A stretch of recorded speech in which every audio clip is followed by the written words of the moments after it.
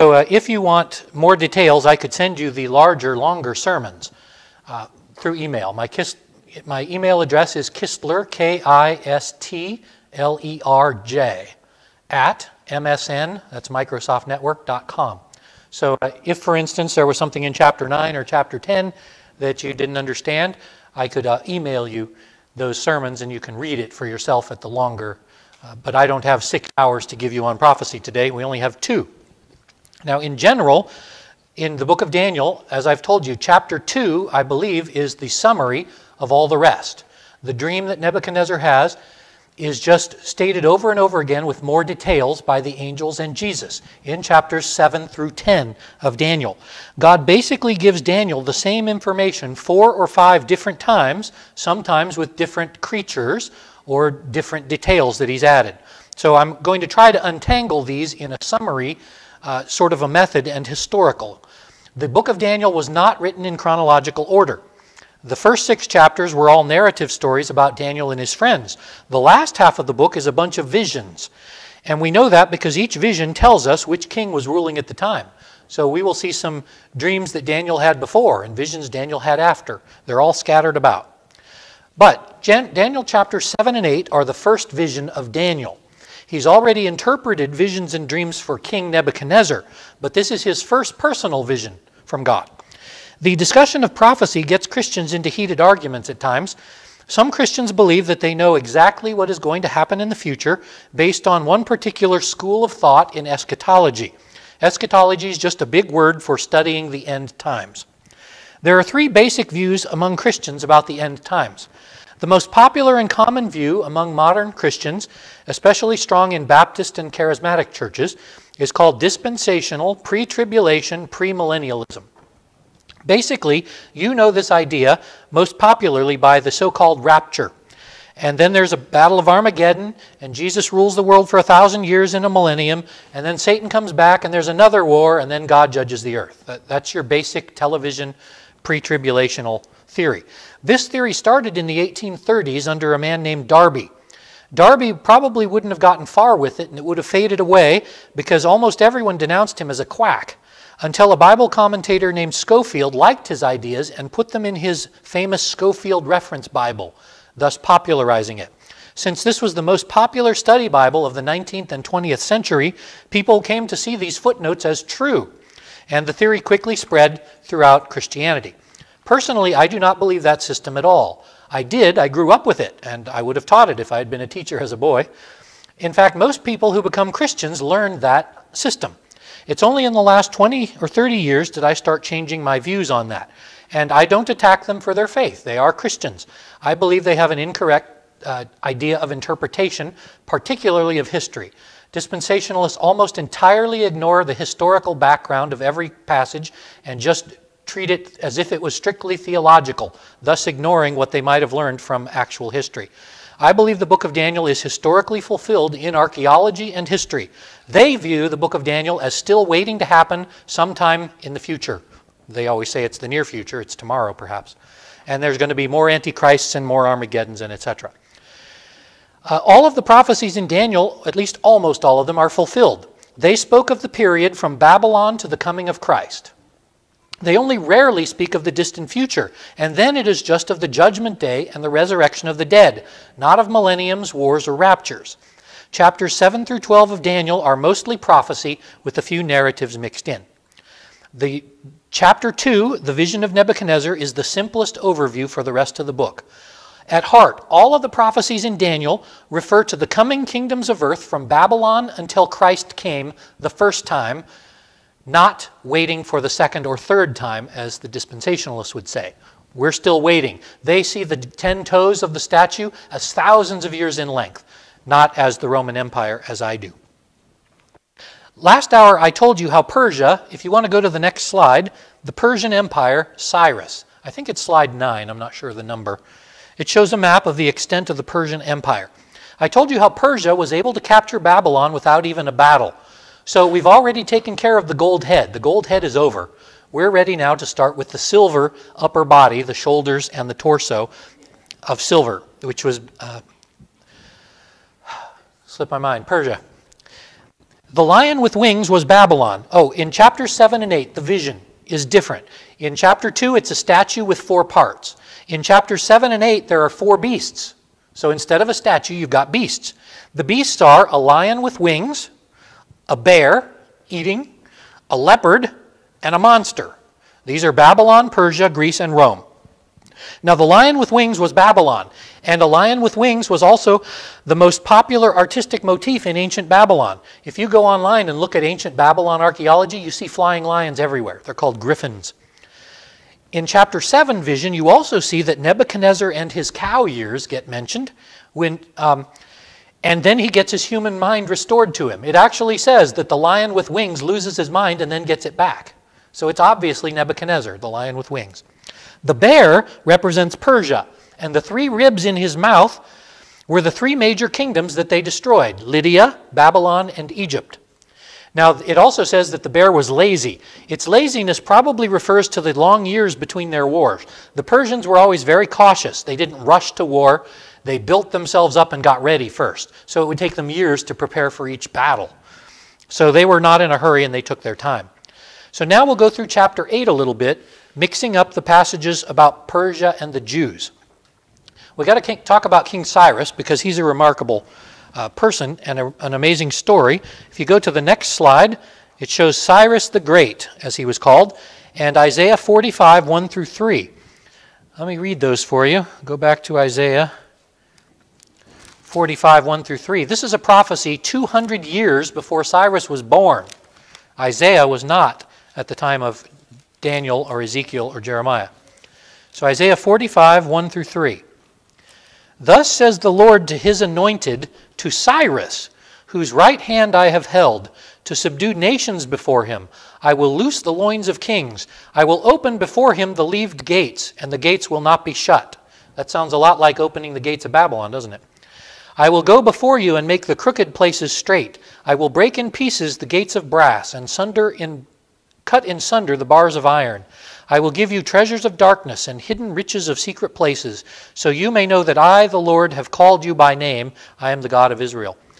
Cyrus's name gets mentioned hundreds of years before Isaiah. This is one reason why liberals say that Isaiah was not written hundreds of years before Cyrus, because there's no way he could have known that. So Isaiah had to be written after Cyrus. That's just the way liberals think. Now Cyrus, when he took over Babylon, his policy was to set free all the captives who were taken by foreign countries. Now this sounds very strangely merciful for ancient times. Usually we think of ancient times as cruel. But Cyrus was a very clever man. By having clemency and mercy on slaves, those slaves often became very loyal to Cyrus and the Persian kingdom. And Cyrus instantly made allies of many foreign countries by letting their slaves go. Otherwise, they're just slaves. I mean, when you think about it, what's better, having slaves or having allies in foreign countries? By sending the slaves home, he made allies in foreign countries and didn't have to invade them. In fact, he especially wanted allies in Judea. And the reason is because he planned to invade Egypt. And it would be great to have a nice friendly base right at the edge of Egypt to invade it with. So instead of leaving 100,000 Jews in Babylon as slaves who might revolt, what if you set them all free, send them back to their own country, let them rebuild their temple and their city, and they will like you when you arrive and help you take Egypt? He's thinking brightly. That's a pretty smart way of thinking. He was the first guy in the ancient world to think like that. And let's say it doesn't work out. Let's say the slaves you send back, the Egyptians come out of Egypt and wipe out all the slaves. Oh well, no big loss. So either way, he wins. But in his mind, maybe he's being clever. In God's mind, that's how he gets his people home. It's God's plan. Now Cyrus sent the descendant of King Jehoiakim. His grandson was named Zerubbabel. And Zerubbabel was ordered to lead any Jews back who wanted to go back. So it was voluntary. 40,000 Jews left with Zerubbabel out of Babylon and returned home to Jerusalem. That wasn't all of them. In fact, there's probably another 100,000 still in Babylon.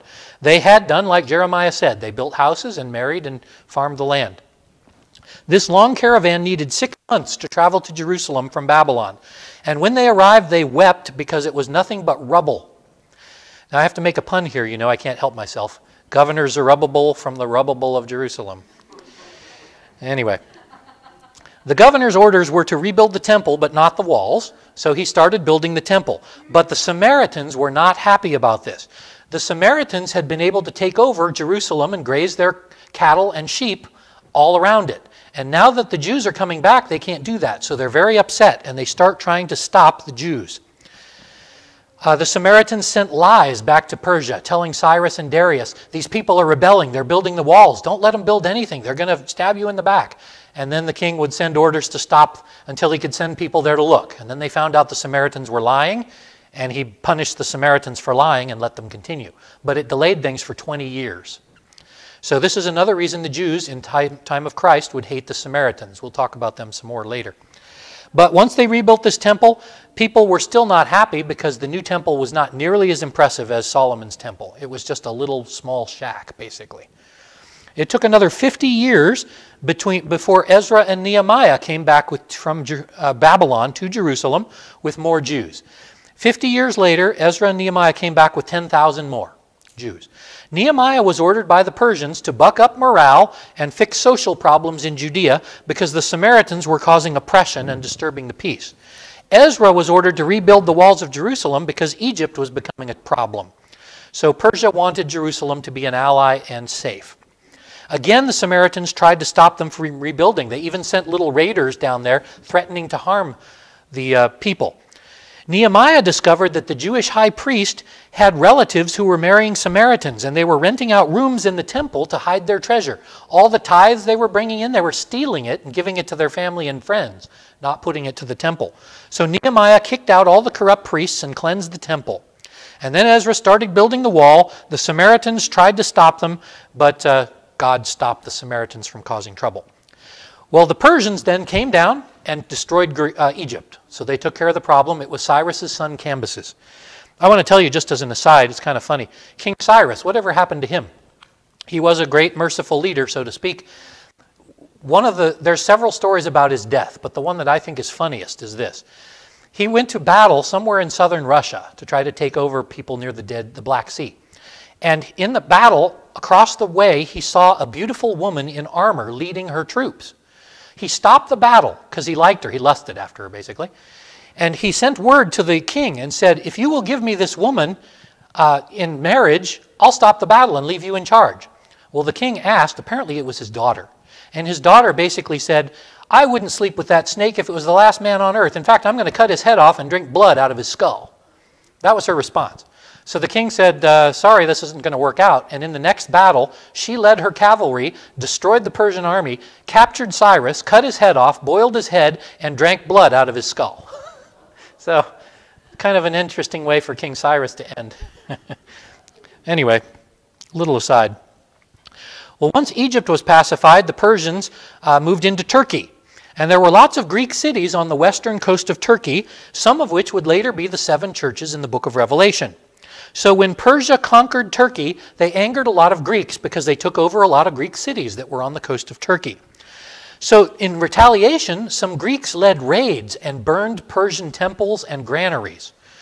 Now, that's upsetting the bear. Just like when the Japanese bombed Pearl Harbor, what Admiral Yamamoto said, I fear we have awakened the sleeping giant. That's what the Greeks did when they burned some Persian granaries. They awakened the giant. The Persians don't take to these kind of things. They punish. So they led supposedly a 1,000,000-man army through Turkey to invade Greece. And this is the stuff of many modern movies like the 300 Spartans, the Gates of Fire. 300 guys held off a 1,000,000-man army for a few days, waiting for reinforcements that never came. Once they got through the Spartans, they marched down and they burned Athens. And as they were ready to finish off Greece, they had a miraculous victory in a naval battle at Thermopylae, I believe was the name. No, Salamis. The Battle of Salamis. A tiny Greek fleet was able to wipe out the giant Persian fleet, which meant that the giant Persian army had no supplies. They couldn't continue into Greece without supplies, and with the Greek navy harassing their rear. So the king took half his army home and says, okay, generals, you take care of this. He went home, and he'd left half the army, and then the Greeks united and destroyed it. So the Persians were destroyed in Greece after wreaking much havoc. Well, there was one man who was very angry about the Persian invasion and the rule over Turkey. His name was Philip of Macedon. Now, God had an interesting way of raising Philip. How did Philip get to be powerful? By the way, Philip of Macedon, if you don't know, is Alexander the Great's father. Philip wanted revenge on the Persians. But how do you afford to build an army good enough to stop the Persians, a million people? He discovered gold mines in a city called Philippi. Well, he named it Philippi after his gold mines. So later, the book of Philippians is written to the gold mine city, which destroyed the Persians. All that gold enabled Philip to raise weapons and a mercenary army to invade Persia. Now, his greatest invention was called the phalanx. He knew that the Persian army is from the desert, and a desert army has to travel light without much armor, because if you wear armor in the desert, you boil to death in your armor. So they are horsemen, they're archers, and they're light troops with slings and spears. He decided the way to defeat an army like that is with heavy infantry and heavy cavalry, lots of armor. So he bought armor with all that gold, and he built phalanxes, which are basically 5,000 men in a porcupine hedge with 22 or 18 to 22 foot spears in front. And they marched straight ahead, lined up 1,000 wide and 5 deep with those spears. As long as you keep them off your rear, nothing can stop you because the enemy has no armor. You just stab them as you go. Nothing can defeat them. And so this was Philip's strategy to wipe out the Persians. Well, Philip was a great leader and he had lots of great generals. He was a terrible father and husband and a drunkard. And at one of his orgies, the drunken king proclaimed he was going to divorce his foreign wife and marry a Macedonian so he could have real Greek boys as his heirs. The trouble was his wife was there, her name was Olympias, and her son was there, Alexander. And when Olympias heard this, she didn't take it as a drunken statement, she took it as a threat. So she had him assassinated at his birthday party the next year. Of course, they blamed it on the Persians. They said the Persians were afraid of him. But in fact, it was probably his wife who had him killed so that he couldn't have any more kids because she wanted her heir, Alexander, to be the king. Immediately, all the Greeks admitted that Alexander would be the king because he was a brilliant strategist. His tutor, Philip, hired him, Aristotle, as his personal tutor. So Alexander the Great had one of the most famous, brilliant men in history as his tutor. He was great with horses and great with military tactics. So he took the army that was all ready to go by his father. This is how he was able to conquer the world in less than 10 years, because the army was already built and they were already loyal to him. So Alexander had all these great advantages at the age of 20. Using the heavy infantry to control the center of every battle and heavy cavalry on the sides to keep the enemy from getting behind the phalanx, they were undefeated. They defeated the Persians repeatedly in Turkey. But he can't go to Babylon yet, because he still has enemies in his rear and south. Egypt is loyal to Persia, and Tyre and Sidon are a naval power where the Persian navy sits. Now Tyre, just so you know, was a naval power. They're the guys that founded Carthage in North Africa. Tyre was a little island about a mile off the coast of Syria. Tyre made Alexander angry because they refused to surrender. And it took him a year to besiege them. He didn't want to waste a year, but he had no choice. You can't leave the navy behind you. So he was furious at Tyre, and he sent messengers to Jerusalem. He says, I'm getting ready to invade Egypt. I'm going to destroy them. If you get in my way, I will destroy you. I demand that you surrender now. I will leave you all alive if you surrender now. Well, the high priest of Jerusalem, he said, we've been loyal to Persia for 200 years. How can we go back on our word? We can't do that. And so Alexander's envoy said, okay, fine, you're all dead next year when we arrive. Well, this is an amazing story from Josephus. After Alexander destroyed Tyre, by the way, all of the survivors of Tyre got on ships and went to North Africa and made Carthage strong. So Carthage becomes the navy of the Western world once Tyre is destroyed. Alexander marches to Jerusalem and surrounds the city. And according to Josephus, this is what happens. We have no other corroboration.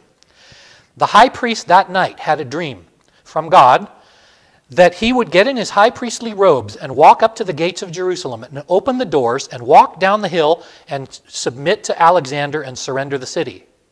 And the same night, according to Josephus, Alexander the Great had a dream from God that he would wear his best armor, walk alone up to the gate of Jerusalem. The gate would open, he would meet a man in robes, and the man would surrender. And God told Alexander, if you spare the city, I will make you ruler of the world.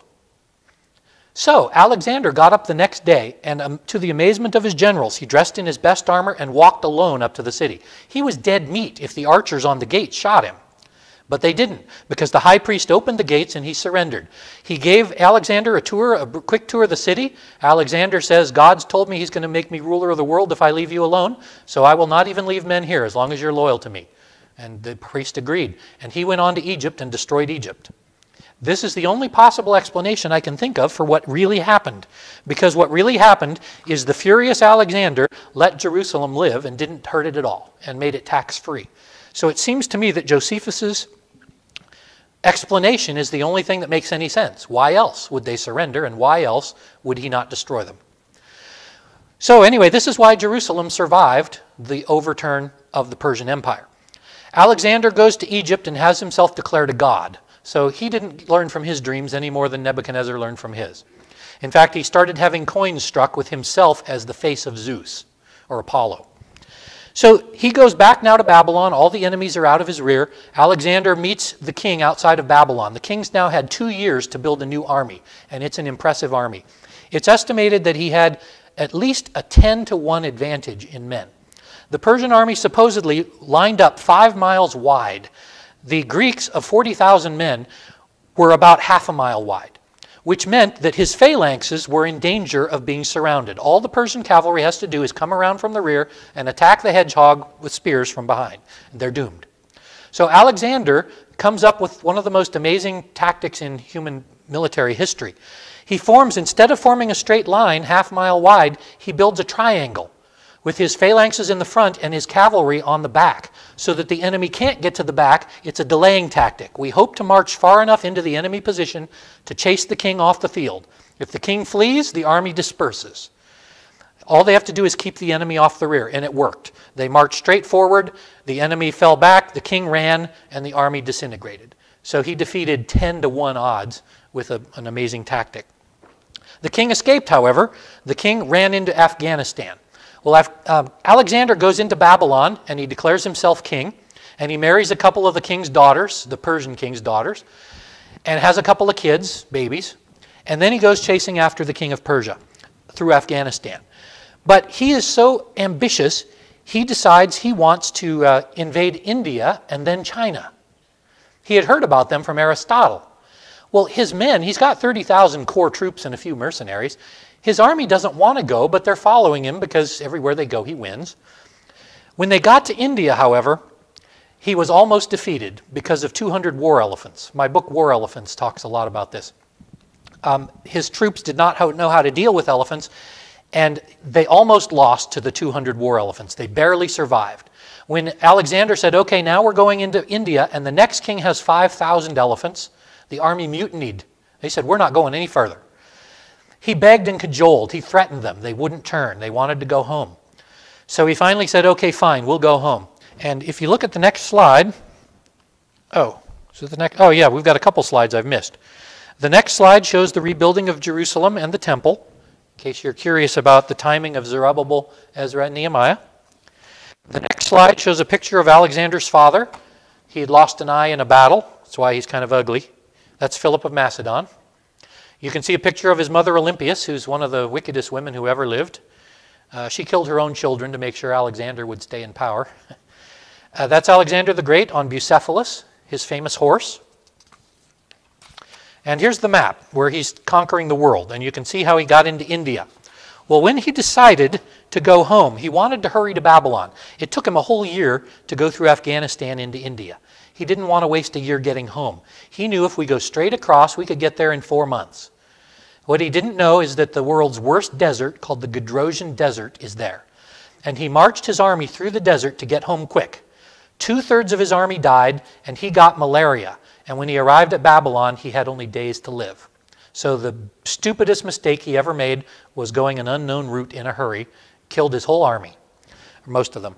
Anyway, here's the next mistake he made. On his deathbed as he's dying, the generals, he's got lots of brilliant generals with him, perhaps 10 or 12 of them, who have been with his father before him. They beg him, who's going to be your heir? You've got a 1-year-old boy. He can't be the king. You've got an adult retarded half-brother. He can't be the king. So who's going to be the next general? You've got to name someone. And he pulled off his ring, and he held it up, and he dropped it on the ground, and he said, whoever is the strongest will have it. What does that mean? Civil war. All these generals wanted to be the boss. He wouldn't name one. So this is what we call the successor wars. If you go to the next slide, the Greek generals are going to spend the next 150 years fighting each other for control of the world.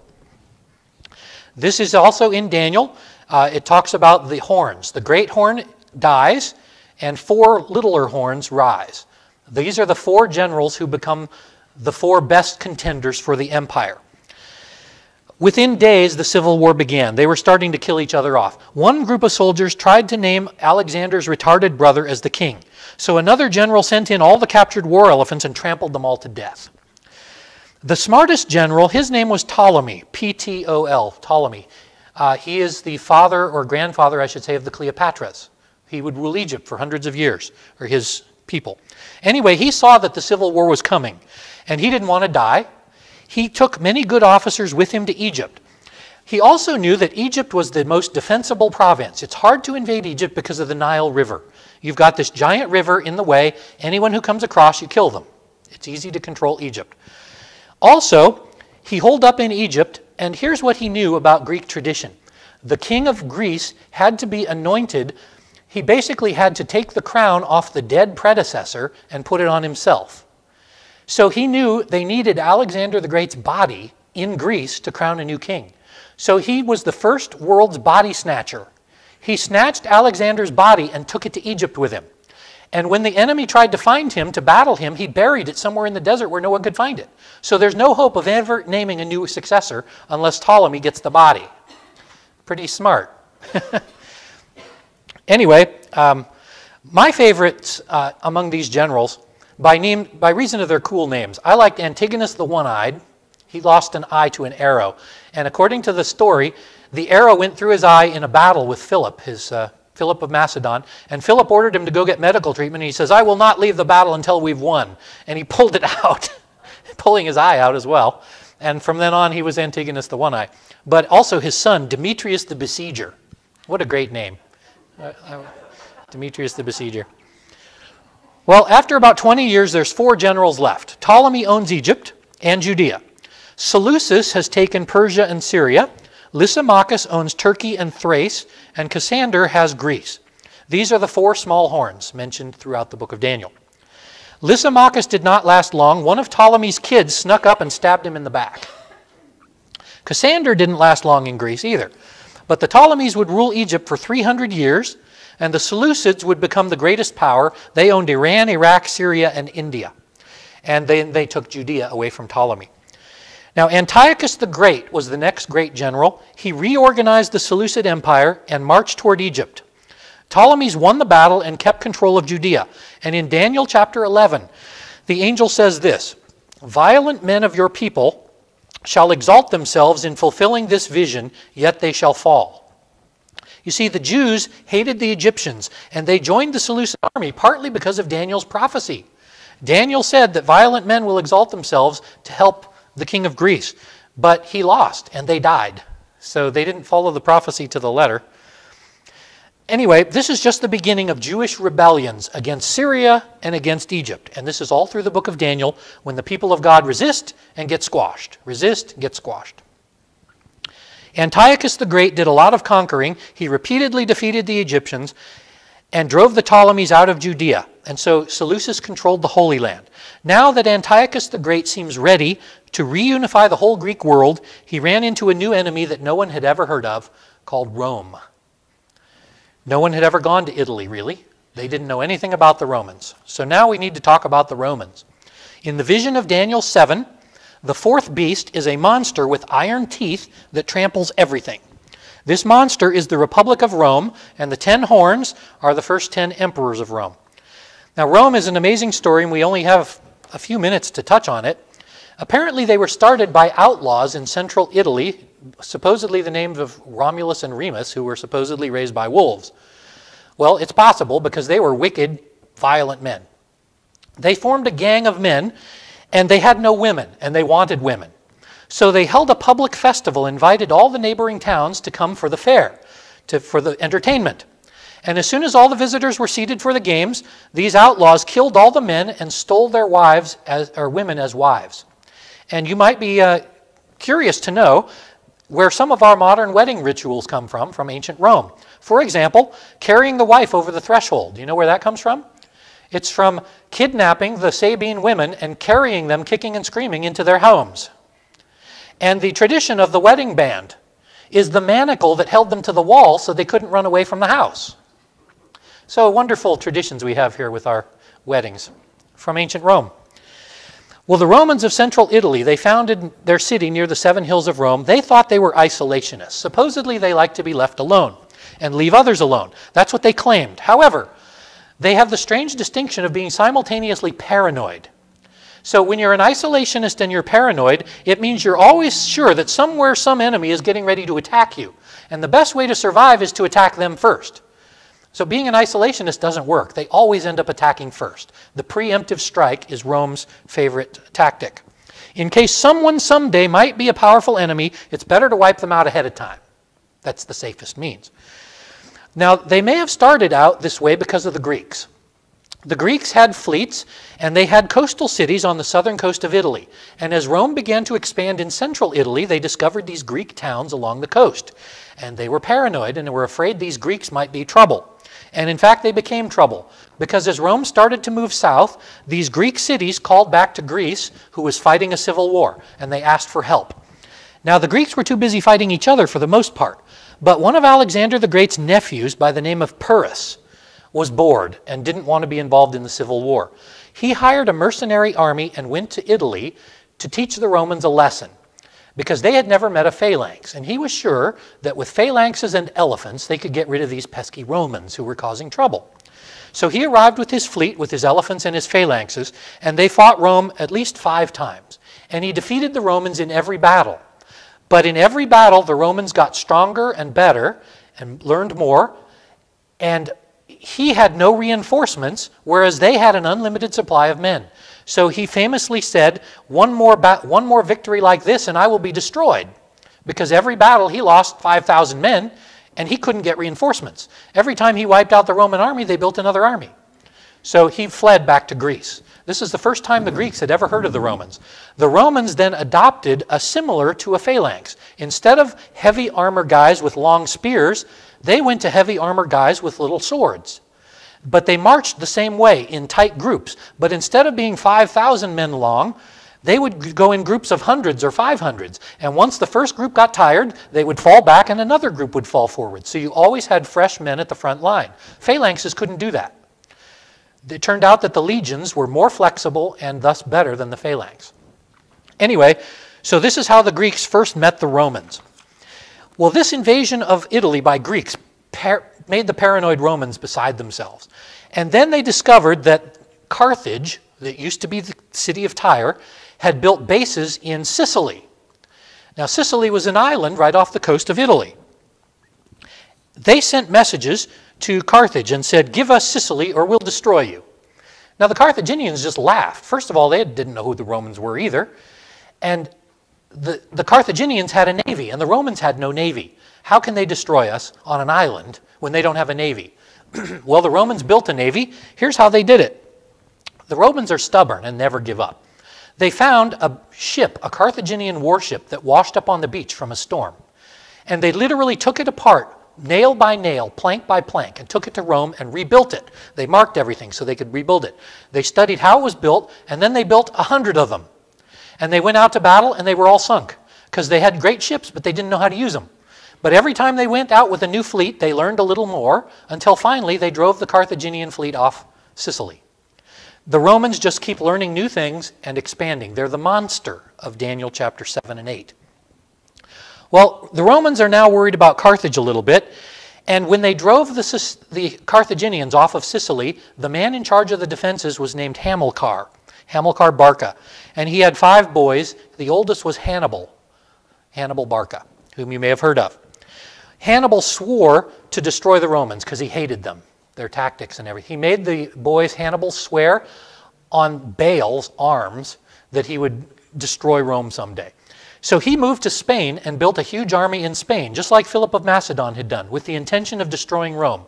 The Romans heard about it and sent an assassin and killed Hamilcar. And so Hannibal, at young age, just like Alexander, was named king with an army already, and he immediately marched on Rome. He marched. Why did he march across Europe? Because he had no fleet. The Romans had destroyed their fleet.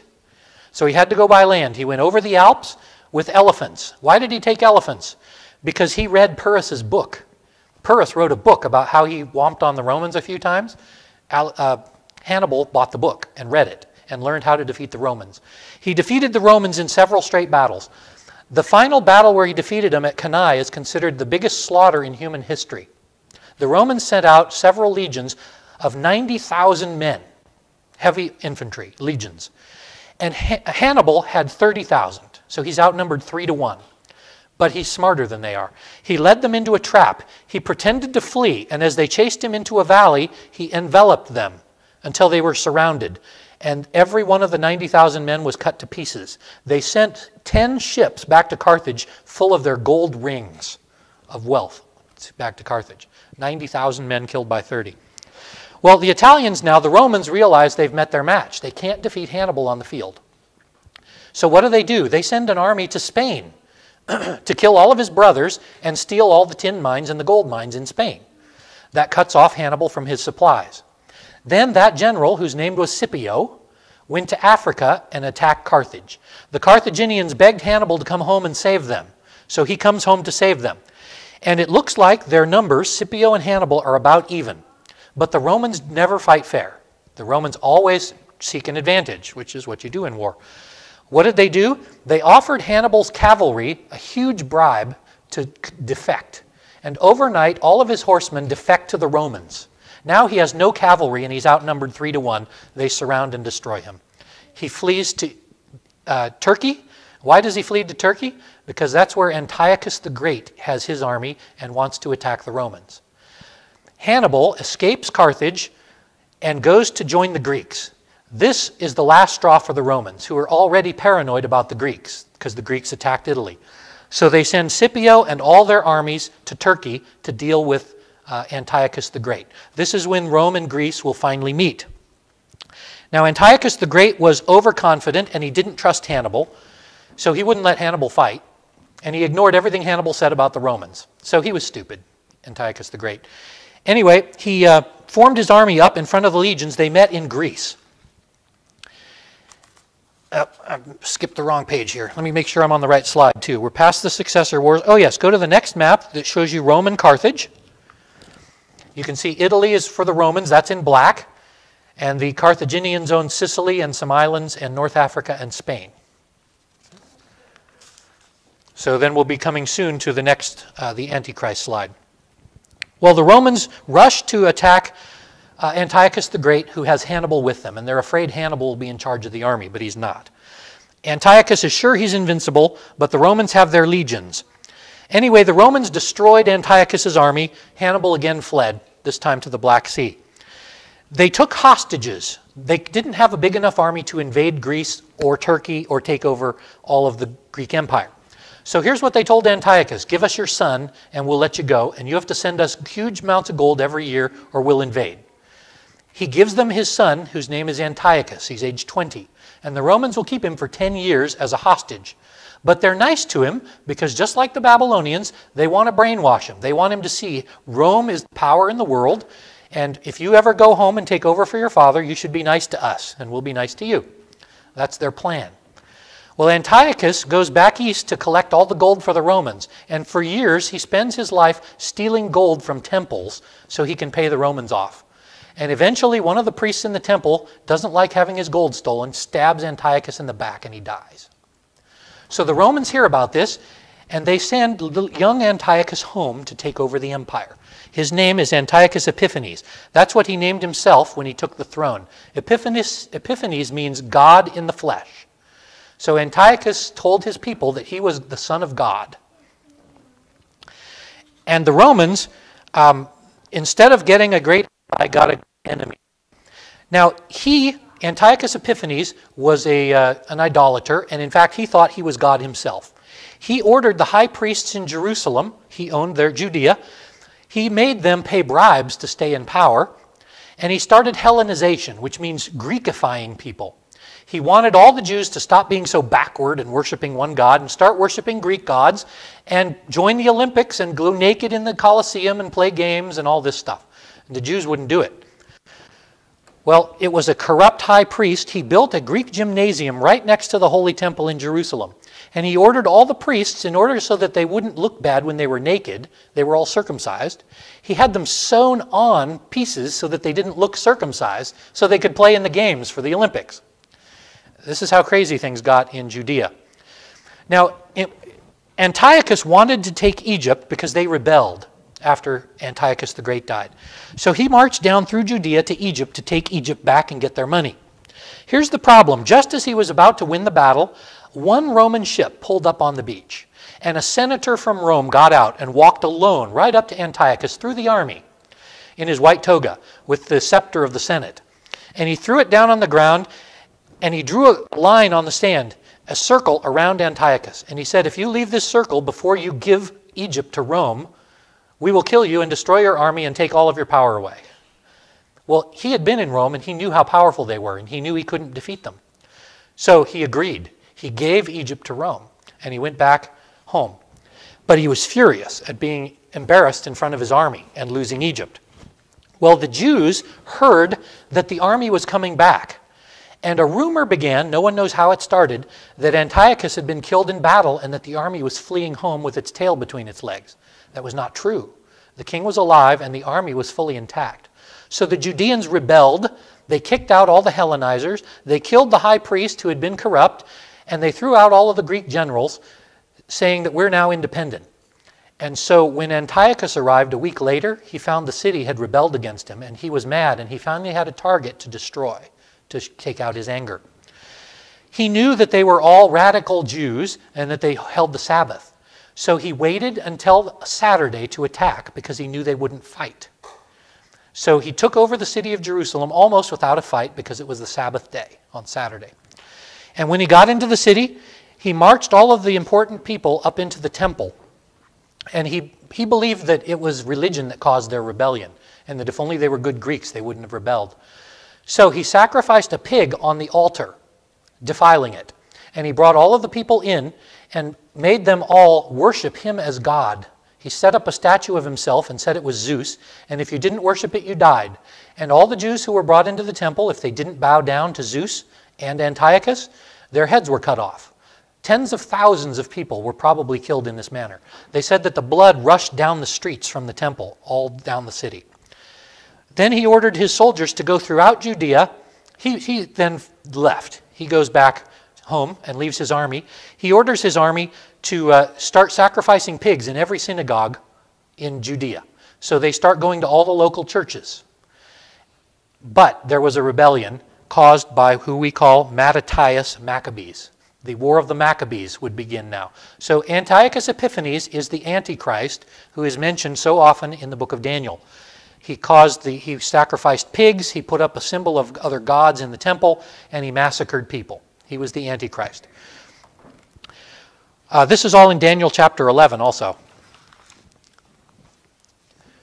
Let me get back. Oh yes, the Syrians showed up in a town called Modin, 20 miles from Jerusalem, and they ordered all the people to sacrifice a pig in the synagogue. But the priest, his name was Mattathias, he had 5 boys. He refused. He and his 5 sons killed the Syrians and shouted that Israel must obey God and the covenant. Then they fled into the caves and hills and started a guerrilla war against the Greeks for years. Mattathias died soon, but his 5 sons, one after another, took command of the armies. They were known as the Maccabees, which means the hammers, because they hammered their enemies. So this handful of godly Jews and rebels grew each day.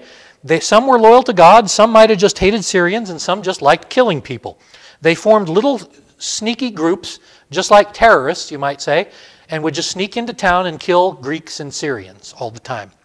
Now, Epiphanes never took the war seriously, and when he got home, he didn't want to look incompetent, and he died soon of a horrible disease without help. He died very soon, so God killed him.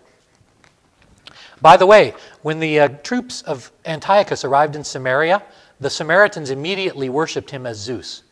And this is another reason why the Jews never trusted the Samaritans, because they were so easily turned from the worship of God to Zeus to Antiochus.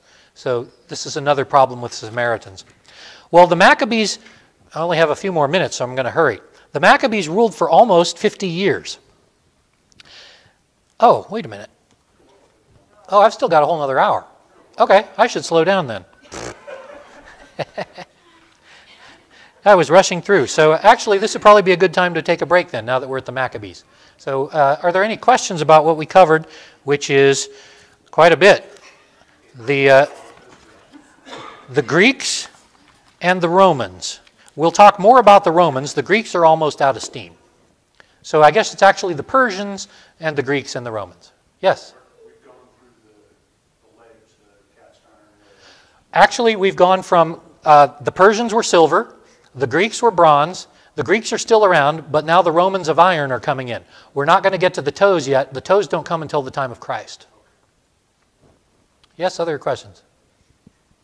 I was wondering, you have written here that the Greek language spread over the empire. Oh. Is that the Roman Empire or all the empires that worked there? Alexander the Great, as his armies invaded Greece, or invaded the world, they took their language with them, and they often left wounded soldiers behind to start new towns.